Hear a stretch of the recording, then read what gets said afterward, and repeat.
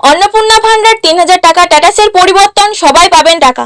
নমস্কার বন্ধুরা, আপনারা যারা অন্নপূর্ণা ভান্ডার প্রকল্পের আবেদন করেছেন এবং স্ট্যাটাস চেক করার পর আন্ডার ইনকোয়ারি দেখাচ্ছে, তারা অনেকেই চিন্তায় আছেন যে ফর্মটা বাতিল হয়ে গেল কিনা কিংবা টাকা আদৌ পাবেন কিনা। আজ আমি আপনাদের ইনকোয়ারি অফিসারদের লাইভ ড্যাশবোর্ড দেখিয়ে বলবো এই আন্ডার ইনকোয়ারি দেখানোর আসল সত্যটা কি, কাদের ফর্ম বাতিল হতে পারে এবং আপনাদের অ্যাকাউন্টে টাকা কবে ঢুকবে। তাই ভিডিওটা একটু স্কিপ না করে শেষ পর্যন্ত দেখুন, আর চ্যানেলে নতুন হলে এখনই সাবস্ক্রাইব করে পাশে থাকা বেল আইকনটি অল করে দিন।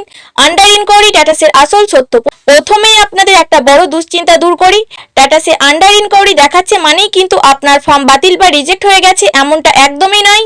এর আসল অর্থ হলো সরকার আপনার আবেদনটি নতুন করে ভেরিফিকেশন বা যাচাই করছেন। আসলে এর আগে সার্ভারের কিছু সমস্যার কারণে অনেকের ফর্ম ভুলবশত রিজেক্ট দেখাচ্ছিল, তাই সরকার নিজ উদ্যোগে সবার স্ট্যাটাস পুনরায় আন্ডার প্রসেস বা আন্ডার ইনকোয়ারি করে দিয়েছে, যাতে যোগ্য ব্যক্তিরা বাদ না পড়েন। এই ভেরিফিকেশনে যদি আপনার সব তথ্য সঠিক থাকে তবে আপনার ফর্ম অ্যাপ্রুভ হয়ে যাবে এবং আপনি টাকা পাবেন। আর যদি তথ্য সম্পূর্ণ ভুল বা জাল হয় তবেই কেবল ফর্মটি বাতিল হবে। ইনকোয়ারি অফিসারদের ড্যাশবোর্ড ও 3টি বড় সিদ্ধান্ত। এবার চলুন দেখে নেওয়া যাক, যারা ভেরিফিকেশন করতে আসছেন বা অফিসে বসেই ভেরিফাই করছেন সেই অফিসারদের কম্পিউটারে ঠিক কী দেখা যায়।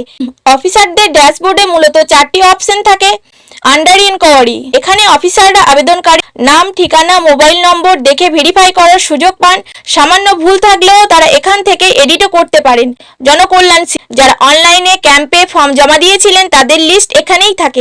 রিভার্ট, বিডিও অফিস থেকে যেসব ফর্মে ভুল ধরা পড়েছে এবং সংশোধনের জন্য ফেরত পাঠানো হয়েছে তার তালিকা এটি। পেড ইন জুন, যারা জুন মাসে টাকা পেয়ে গেছেন তাদের লিস্ট। এই ইনকোয়ারি অফিসাররা আপনার তথ্য দেখার পর যখন ফাইনাল ভেরিফাইং অফিসারদের কাছে পাঠান তখন সেই অফিসার 3টি সিদ্ধান্ত নিতে পারেন। প্রথমত, সব ঠিক থাকলে অ্যাকসেপ্ট বা অ্যাপ্রুভ করেন। দ্বিতীয়ত, মাইনর ভুল থাকলে রিভার্ট বা ইনকোয়ারি অফিসারের কাছে সংশোধনের জন্য ফেরত পাঠাবেন। আর তৃতীয়ত, আপনি সম্পূর্ণ অযোগ্য হলে আবেদনটি রিজেক্ট বা স্থায়ীভাবে বাতিল করে দেবেন। বাড়ি বা ফোনে ভেরিফিকেশন না হলে করণীয়। অনেকে আমাকে প্রশ্ন করেছেন, আমাদের বাড়িতে তো কোনো অফিসার আসেননি, ফোনেও কেউ যোগাযোগ করেননি, তাহলে কি আমাদের ভেরিফিকেশন হবে না? দেখুন, ভেরিফিকেশন এক এক এলাকার এক এক নিয়মে হচ্ছে। আপনার আধার কার্ড, ভোটার কার্ড বা আপলোড করা ডকুমেন্টসে যদি কোনো ভুল না থাকে তবে অফিসাররা অফিসে বসেই অনলাইনে সেটা ভেরিফাই করে নিচ্ছেন, তাই বাড়িতে না আসলেও চিন্তার কিছুই নেই। তবে যদি আপনার ফর্মে বড় কোনো ভুল থাকে তবে আপনার অরিজিনাল ডকুমেন্টস নিয়ে স্থায়ী পঞ্চায়েত বা পৌরসভা অফিসে গিয়ে ইনকোয়ারি অফিসারের সাথে দেখা করুন, তারা সিস্টেম থেকে সেটা ঠিক করে দেবেন। ফাইনাল ডেট বা টাকা কবে ঢুকবে। এবার আসি সবচেয়ে গুরুত্বপূর্ণ প্রশ্নে, টাকা কবে ঢুকবে। আপনাদের জানিয়ে রাখি, আগামী 20 জুলাই থেকে 25 জুলাইয়ের মধ্যে আপনারা প্রত্যেকেই আপনাদের চূড়ান্ত বা ফাইনাল স্ট্যাটাস দেখতে পারবেন। যদি রাজ্য সরকার জুলাই মাসের কিস্তি রিলিজ করে তবে 20 থেকে 25 জুলাইয়ের মধ্যে 3000 টাকা আপনাদের অ্যাকাউন্টে ঢুকে যেতে পারে।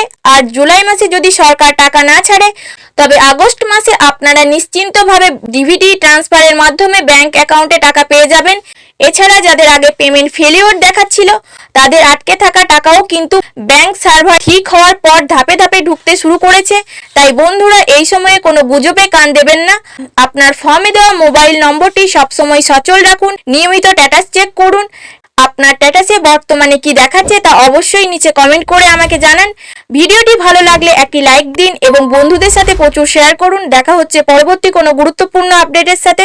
ধন্যবাদ, ভালো থাকবেন।